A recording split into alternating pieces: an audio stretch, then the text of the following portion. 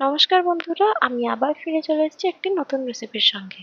আজকে আমরা বানাবো ডাবের শরবত। গরমে ডাবের শরবত খাওয়া স্বাস্থ্যের পক্ষে খুবই খুবই উপকারী। তাই জন্য আজকে আমরা ডাবের শরবত বানাচ্ছি। প্রথমে আমরা ডাবটাকে কেটে নিই। ডাবের যে জলটা আছে সেটাকে একটা গ্লাসে আলাদা করে রেখে দেবো।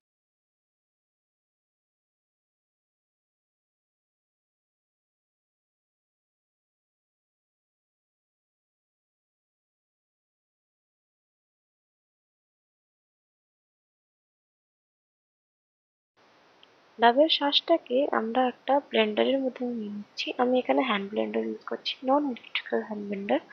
তার মধ্যে আমরা ডাবের শাঁসটাকে নিয়ে নেবো। আর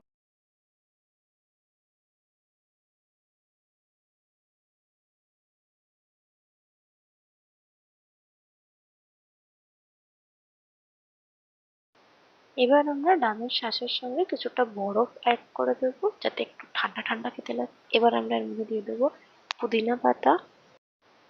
তারপর আমরা দিয়ে দেবো ঠান্ডা জল এবং ডাবের যে জলটা আমরা বার করে রেখেছিলাম সেই ডাবের জলটা দিয়ে দেবো। এবার আমরা একে একে এর মধ্যে চিনি, রক সল্ট, পিঙ্ক সল্ট দিয়ে এটাকে ভালোভাবে সবগুলোকে একসঙ্গে কিছুক্ষণ ধরে ফেটিয়ে নেব।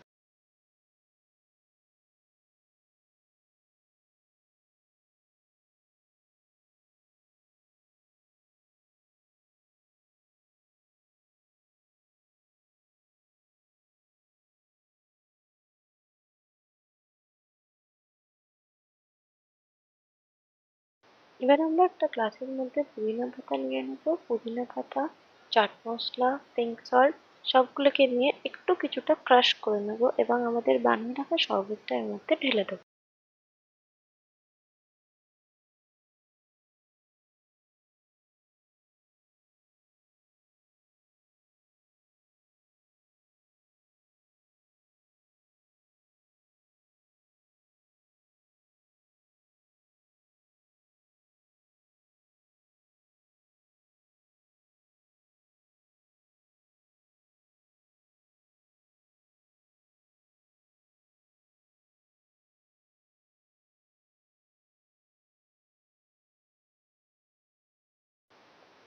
এবার আমরা সবগুলোকে ভালোভাবে মিশিয়ে নেব এবং তারপরে এখন আমরা আমাদের সব ডাবের শরবতটাকে একটা গ্লাসের মধ্যে পরিবেশন করব। সামান্য বরফ, ওপরে ডাবের শাঁস এবং আজকের মতো আসি।